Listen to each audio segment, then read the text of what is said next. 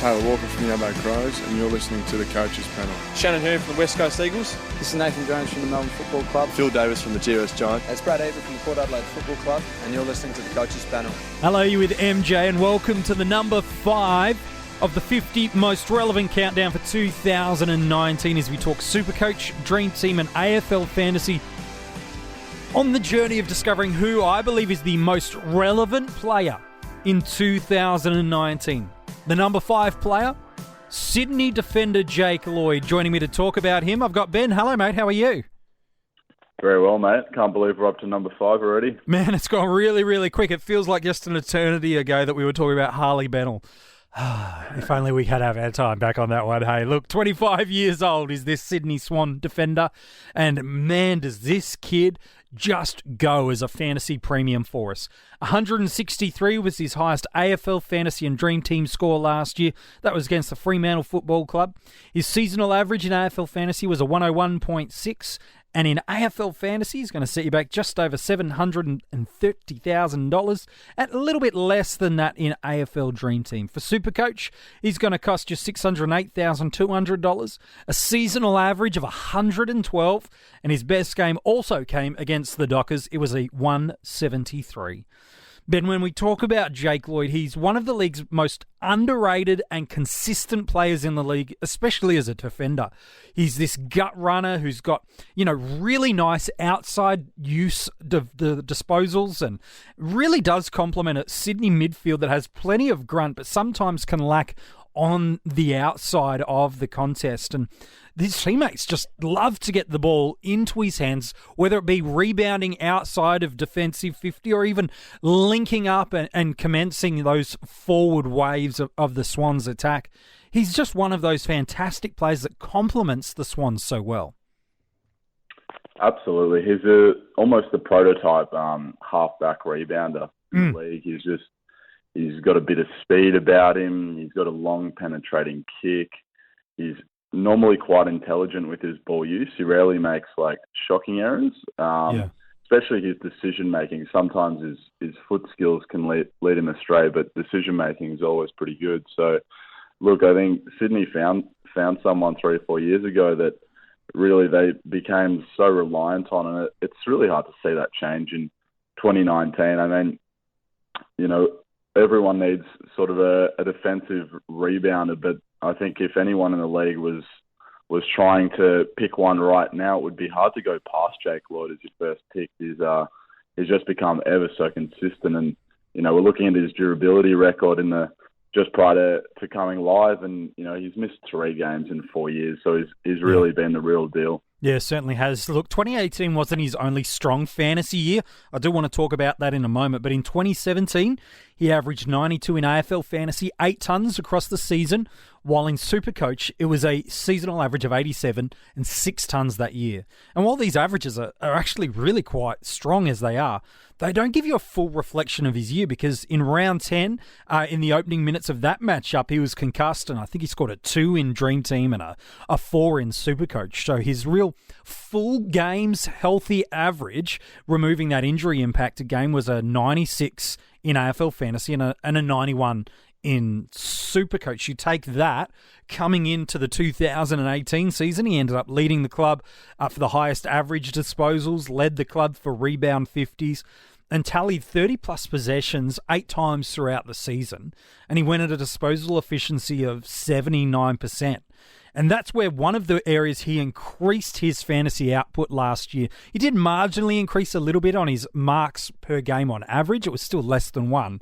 But it was the fact that he increased his use of the ball by foot, picking up more uncontested possession, being primarily more and more used by the Swans, like we said at the top of the podcast, either as that rebounding player out of 50 or as the kind of guy they would use to transition the football from wing to wing to kind of open up the forward line. From a fantasy perspective last year in Dream Team and AFL Fantasy, 11 tons, 9 of those were over 110. While in Supercoach, even better, 14 tons, 12 of them over 120. And these are just elite scoring numbers almost for a midfielder, yet we're really lucky, Ben. We're getting this as a defender.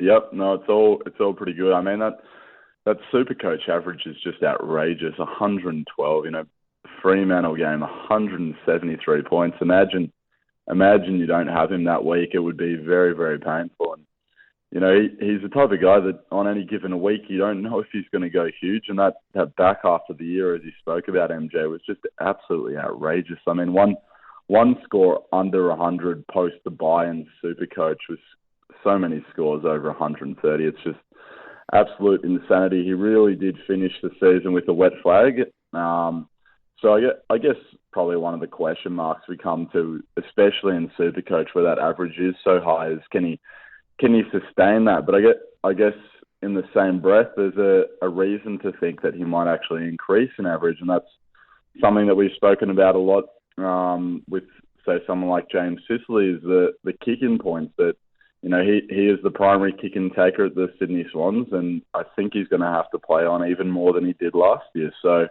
there might be sort of a very natural growth in his potential points just simply through that avenue. Well, you're right. He took around about maybe a fraction more of 50% of the Sydney Swans kick-ins last year, and he chose to play on about 1 in every 3 of those. Of course, now with the new scoring rules are dictated by Champion Data. If a player handballs the ball at any point from kick-in, that counts as a disposal by hand.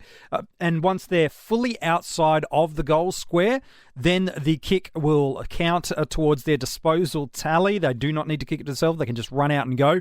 And while it's very, very small data, when we've seen them use it at the lower levels, predominantly in the waffle, and even to a lesser extent to the AFLW, we are seeing more often than not sides look to gain some territory by foot before disposing of the ball and not being limited to the goal square, which only bodes well for someone like Jake Lloyd, who is clearly their preferred kick-in player to the play of field. Before we talk about some of the impact that could have on his scoring, both the positive and negative, it is fair to look at how he ended last year. You picked up on a really interesting point there, because between round 1 and 7 last year, he averaged 88 in AFL Fantasy and 89 in Supercoach. So solid enough, but certainly nowhere near what he ended up delivering. But from round 8 until season's end, he averaged 122 in Supercoach and 107 in AFL Fantasy during those 15-week period. And so even there's a little bit of scoring bump compared to what he's priced at. And then what most fantasy football coaches should be rightly anticipating is these new kick-in rules increasing his scoring capacity. But I suppose as these kick-in and play-on rules kind of come in, we may not see, Ben, as many of those 15, 20-metre kicks to the boundary line as sides look to quickly move the ball out from the goal square. So it may more balance out rather than drastically boost his scoring to another level. Yeah, it's going to be obviously very, very interesting to see how it plays out. And it does come down to game style. So, I mean, I'm looking at that back end to the season. I'm thinking, well, obviously Jake Lloyd was in quite a bit of form, but also that Sydney must have changed their ball movement style a little bit in the back half. So whether that probably possibly came with an increase in disposals, or appearing to look for the best possible option rather than move the ball a little bit faster. So there are so many different criteria and different tactical innovations that might have seen an increase or can see a decrease. Like you said, you see that first half of the season where he's going at a much more sort of average rate, consistent with his career averages. When it comes to the kick-in, possibly we are going to see a few more longer kicks, but then some teams are going to think, well, we're actually not going to kick in. We're not going to play on with the kick-in too much, and we're going to try and find that short chip, quite often. So it is so hard for us to predict, especially without having really seen it. I mean, we can watch I know they trialled it a little bit at the senior competitions in 2018. I know that they're doing it with the women's game now, but it's really not representative of what is going to happen in the AFL. So, yeah, and I think the way my sort of hypothesis is leaning at the moment is that if the defence is set, that they're probably going to look to go long. Therefore, we're going to see a play on. We're going to see less chip mark in the defensive half. Yeah. Having said that, if they do actually get a mark out of that play, then you might see a bit of a slower type play with some potential chip mark. But on the other end, if the defence isn't set, which can happen quite often if there's a quick transition, yeah. Absolutely, quick point or whatever, then there might be some chip, and not necessarily will there be a play on from the kick-in, but there might be some chip marks. So, look, it's going to be extraordinarily interesting to see how it goes.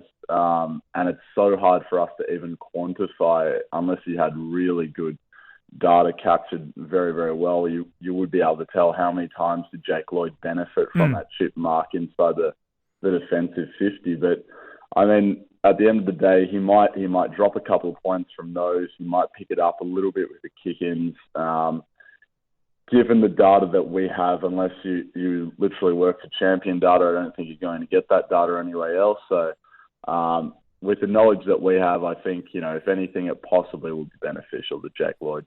Yeah, look, I can't see a world, injury otherwise, where he's going to drop away even substantially, let alone drastically, from the price point he's got. You do even look at, the correlation between when the big scoring kick-in happened for him as opposed to when Callum Mills went out. There were still those games in round 8 and 9 that Mills was playing, and he went 120 and 163 in Dream Team and Fantasy, 131, 73 in Supercoach. So I don't think it's as simple as Mills got injured, so Lloyd went bananas. I agree with you. I think Lloyd's going to stay there and thereabouts, if not marginally increase on the seasonal scoring of what he delivered for us in 2018, bringing that into 2019. And as such, putting him as one of, if not the best defensive premium for us, kind of across all formats. If he's not number one, it's I can't see how he's not in the top 3, but I think he's a prime candidate to be the number 1 defender. Yeah, and that's sort of where you come to at the end of this discussion is we're looking at who to start in our teams come round 1. We're looking at upgrade targets, and generally speaking, a lot of coaches seem to prefer to get the guys that they think are going to be in that top 2 to 3 at the end of the season. Start with those guys and then build out from there. And that's where I've kind of landed with Jake Lloyd. I really believe that he will be in the top 3 defenders at the very least. And because of that, I think, I'd rather have him from the start. Yeah. I don't necessarily think that he's going to drop too much in price, at least not in comparison to some of the other defenders. And you're getting someone that you've just got complete faith in durability-wise. That's a really big one. So he does just tick a lot of boxes. He's been building year on year as well, so he might just have some natural growth. It's quite possible that he's still such a young guy. What is he now? He's coming into his 6th season of senior footy, so he must be about 24, 25. Yeah, he's only in his mid-20s. Yep. Yeah. So there's a lot of things to get excited about with him, and it would be very hard to see how he would drop. I mean, he hasn't really been tagged, but he's, like we've sort of alluded to, sometimes his ball use can be a little bit questionable, and there are so many great, Sydney players running through that midfield that potentially you're looking to a little bit more. It has been more common. We were speaking about Sicily about a week ago. It's been much more common to tag someone in the midfield than in defence for largely tactical reasons. I think sometimes, you can really take away from your forward setup if you have a focus to just sitting on one guy. Yeah. So I wouldn't be too concerned about potential forward tags. And given that, I mean, Sydney want the ball in his hands, so it becomes an algorithm for a lot of points to be scored in 2019. Yeah, it certainly does. Look, it sounds like you and myself and a large portion of the fantasy footy community going to have Jake Lloyd locked in at either D1 or D2 for most of the season, and certainly as a starting squad option. So let's talk about where he goes in drafts. I think there's a pretty clear-cut top 3 in all formats. You could probably build the case pretty easily in most drafts, rightly or wrongly. We're seeing Dangerfield, Grundy and McRae generally being the first 3 off the draft board. In which order depends on formats, personal preferences, things like that. But in any kind of format after that, Supercoach, Dream Team, Fantasy, Ultimate Footy, whatever it is you choose to draft with, from pick 4 onwards in that opening round, it's fair game to go and get Jake Lloyd, because we are seeing with so many strong midfield options this year, so much value midfielders that are capable of going 100 plus. If we could get ourselves a 110 defender, man, that's going to give us a great leg up on everything else, because he's generally in a lot of mock kind of drafts at the moment, going from pick 4 to about pick 9 across most formats. Yep, absolutely. He will be gone in the first round, so you can pretty well mark that down with absolute certainty, especially Supercoach. I mean, he's going to be going really early, so look, I would be a little bit more comfortable taking him to the back of the first round. Like rounds like 7 and 8 kind of selection? Yeah, okay. 7, 8, even 9. Just I have a few guys that I think I would have ahead of him. But having said that, the thing with the defenders, and we kind of touched on this a little while ago, is that there are a couple of guys that might prove value that have been dropping in the Draft Doctors mock draft, which I think might be something to kind of go off. So whether that be someone like potentially Heath Shaw that gets a few more kick-ins, or a Callum Mills moves into midfield, sure, or XYZ. We have so many defenders that we've spoken about even during these podcasts, whether it be like a Dylan Robertson, for instance. So there might be just that way to potentially get a few 90 defenders without paying up and maybe getting that 110 set. For instance, someone who I think's been dropping a little bit has been Max Gawn. Yeah. So I would definitely be taking Max Gawn personally ahead of Jake Lloyd. But look, at the end of the day, with these really early picks, it probably does come down to personal preference. I couldn't write down a list and tell you with absolute certainty that Max Gawn is going to be better than Jake Lloyd or XYZ. So, look, if you're taking Jake Lloyd 4th to very late first round, you're doing very well. It's certainly not a bad pick by any stretch of the imagination. Yeah, you don't lose your draft based on taking those first 2 or 3 round selections when you're picking guys that are likely top 2, top 3, in their scoring line for the year. Injury, of course, preventing that from changing for them. Where you win your draft is what you do from kind of rounds 10 through to 20, depending again how deep your league is, coaches, things like that.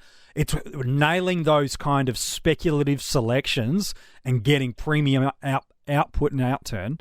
That's where you're going to win your draft, as well as, wise trades, good waiver wire usage.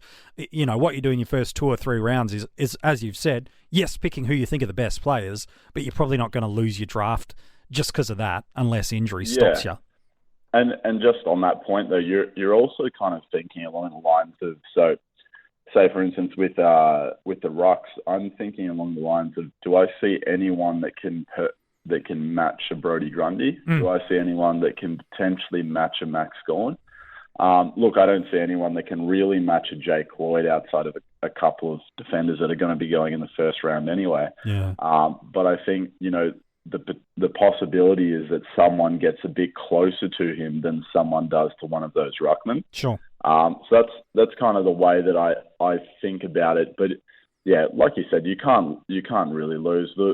Something that's become so important has been the waiver wire use over the past few years. So look, even if you selected pretty average in the draft, if you pick up there's been, a few years back, Stefan Martin was sitting on the waiver wire. So, Lockie Hunter, Max Gawn, these are all guys 3 years ago, midway during a year, you were able to pick up off the waiver wire. So you're right, smart coaches, that don't waste their waiver priorities when they don't need to. That can certainly be rewarded, I agree with you. And in a keeper league, existing, you're not getting him out of a coach. When you've got a guy that's capable of going 110 plus in Supercoach, 100 plus in Dream Team and Fantasy as a defender, and not losing that positional status anytime soon, in contrast to like a Lockie Whitfield, mid-20s, big ceiling, strong basement, you just hold it.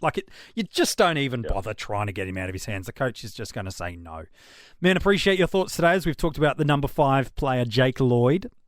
No problem at all, mate. Good luck with the next 4. Thank you, mate. If you want to go and check out the article on Jake or any of the other players in the 50 most relevant, it is at coachespanel.tv. You can keep listening to these podcasts and also others that are landing shortly via Spotify and iTunes. Make sure you're subscribed so that as soon as it drops, you get it straight to your handheld device. And if you are loving the podcast, we would appreciate if you give a 5-star rating and review. The top 4 players in my 50 most relevant now are just moments away from revealing, and a massive fantasy footy name drops tomorrow.